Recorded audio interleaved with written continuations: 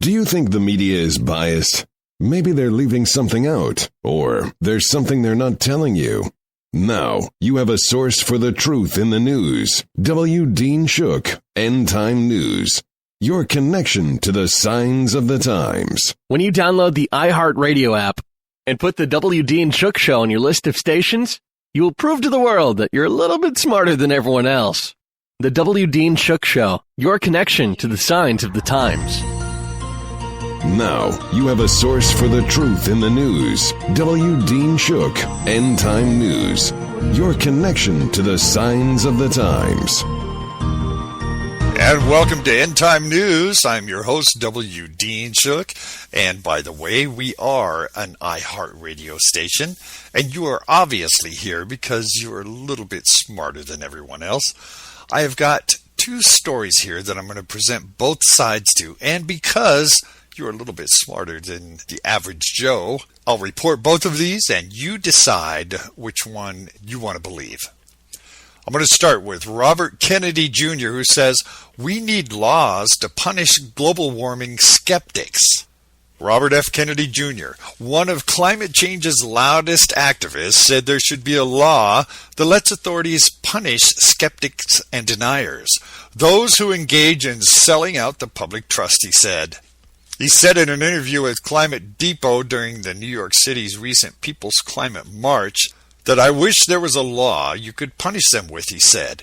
In the videotaped interview, he said, "I don't think there's a law that can punish these politicians." He accused politicians who failed to act on climate change policy as serving special interest. He went on to say those guys are doing the Koch brothers' biddings and are against all of the evidence of a rational mind, saying global warming doesn't exist, as Mr. Kennedy said. Now, Climate Depot reported they are contemptible human beings. He then turned his attacks directly at the Koch brothers, accusing them of polluting our atmosphere. He said, "I think it's treason. Do I think the Koch brothers are treasonous? Yes, I do." Mr. Kennedy said they're enjoying making themselves billionaires by impoverishing the rest of us. Do I think they should be jailed? I think they should be enduring 3 hots and a cots at The Hague with all of the other war criminals. Do I think the Koch brothers should be tried for reckless endangerment? Absolutely. This is a criminal offense and they ought to be serving time for it.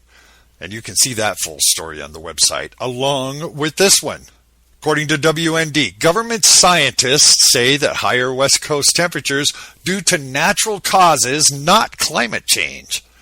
A study conducted by the National Oceanic and Atmospheric Administration and the University of Washington has concluded that warmer sea and land temperatures along the Pacific coast in North America over the past 100 years are due to weak winds and not due to human activities or man-made climate change.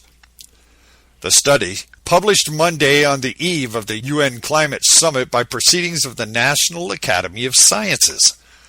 The study, published as Atmospheric Controls on Pacific Northwest Temperature, Variability and Change, dug back from 1900 to 2012, and it reports that while Northwest Pacific coastal warming since 1900 is often ascribed to atmospheric greenhouse forcing, a century-long warming around the Pacific Northwest margins can be primarily attributed to changes in the atmospheric circulation and not to human burning of fossil fuels.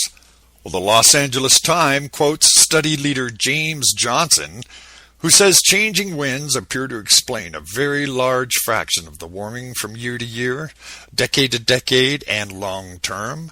The Times added that the latest research shows that similar changes in atmospheric and oceanic circulation can drive trends that last a century or longer, overshadowing the effects of human-generated increase in greenhouse gases.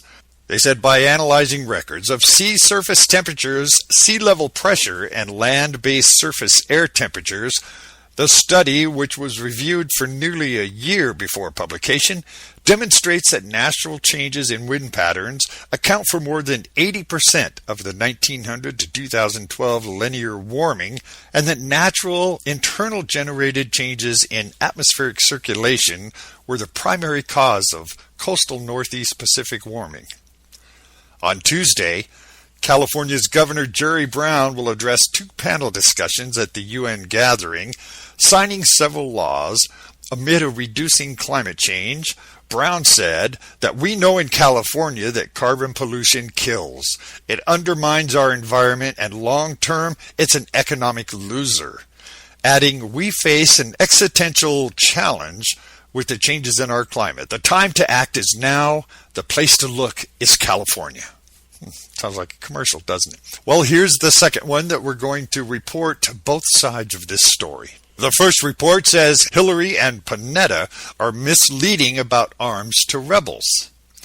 Hillary Clinton's team and former Secretary of Defense Leon Panetta may be misleading the public about a 2012 plan that reportedly sent arms to Syrian rebels.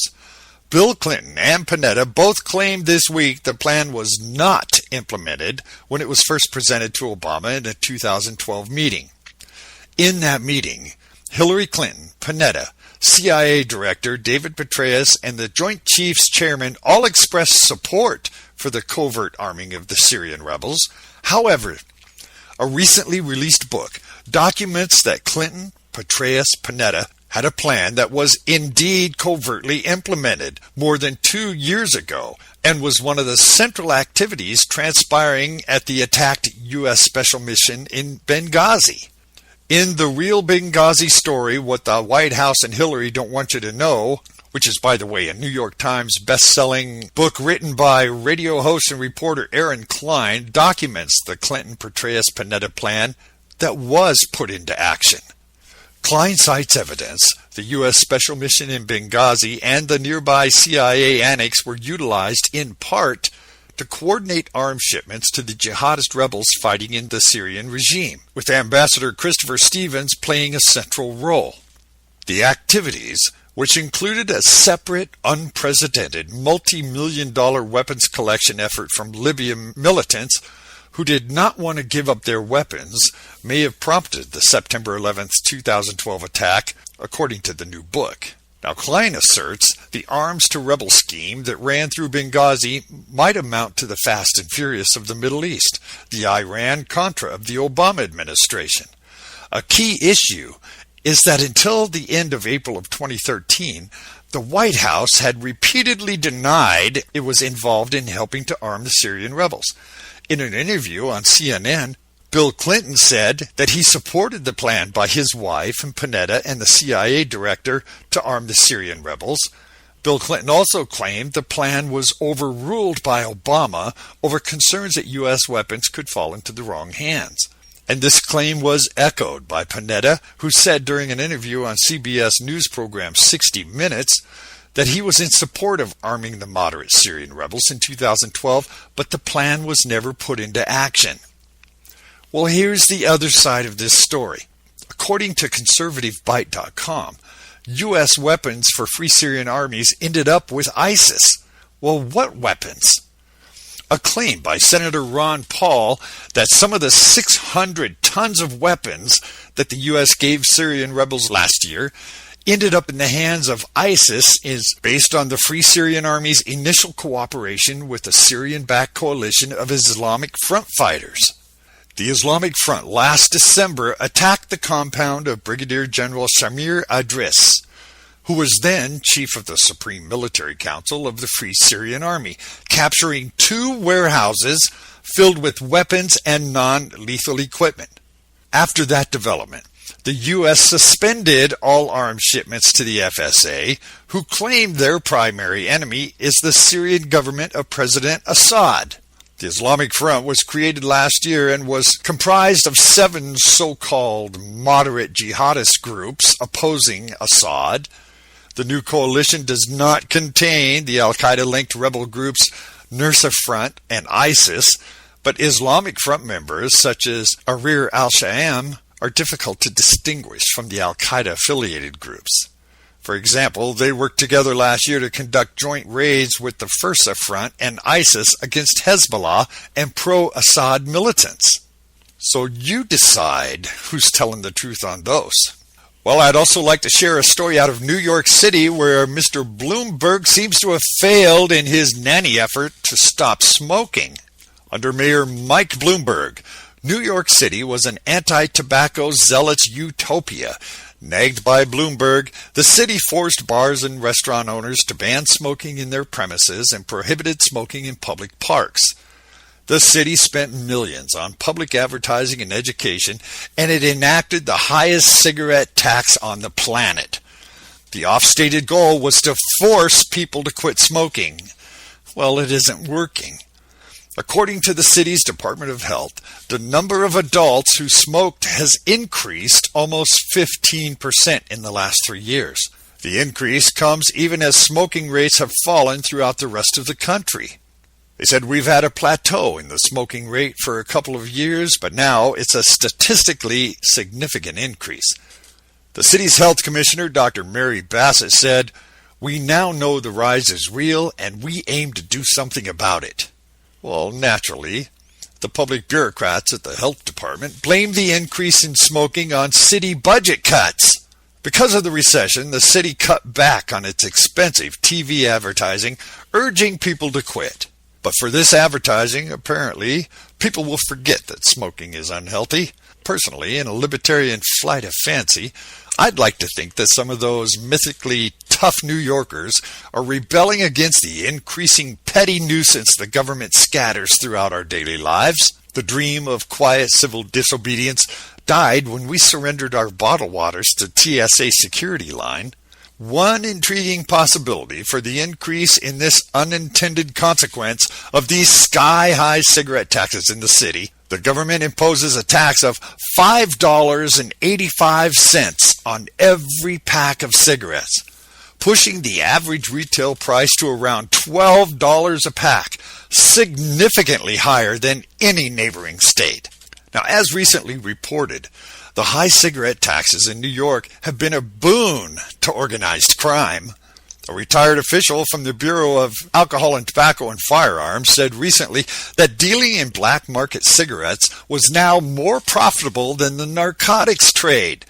It's estimated that over half of the cigarettes purchased in New York are smuggled in from other states or Indian reservations. This illegal trade in untaxed cigarettes explicitly because the tobacco excise tax is so high. Without the bridge between the legal price and what people would be willing to pay, there would be no illicit gain. Because of this trade, smokers may be able to pay less for a pack of cigarettes than they would if there was a more sane tax policy. The high tax, in other words, has created a black market that makes it cheaper for people to continue to smoke. Only government can pull off this kind of trick. The street price of heroin has declined since the government launched its war on drugs. They say there's no reason to think cigarette smokers would behave any differently. You know what? The fact is that when you tell Americans that they can't do something and try to force them to change a behavior, they rebel. That's the thirst for freedom. All right, let's go on to a little-known secret about Obamacare. And this is an exclusive from WND. Die at 75 advocates political motives are hidden. In New York, missing in the Atlantic magazine's recent presentation of Dr. Ezekiel Emanuel's column declaring his desire to die at age 75 is the fact that he's the chief architect of Obamacare, with a vested interest in curbing life expectancy in a system of limited resources that really forces moral decisions concerning who will receive health care and who will not. In the column, Emanuel argues that improvements in health care that extend life expectancies through vaccines and antibiotics and technological innovations end up stretching out old age, resulting in progressive erosion of physical functioning. Now, while Emanuel emphasizes the personal benefit of foregoing measures that extend life, the unspoken issue is scarcity of resources in a system that's beholden to a fixed government budget. If older people don't follow his chosen course of willingly allowing resources to be distributed more to the younger, productive workers in society, government bureaucrats will inevitably enter into those healthcare decisions. A longtime advocate of healthcare rationing, Emanuel helped craft Obamacare's health policy at the White House Office of Management and Budget. He's the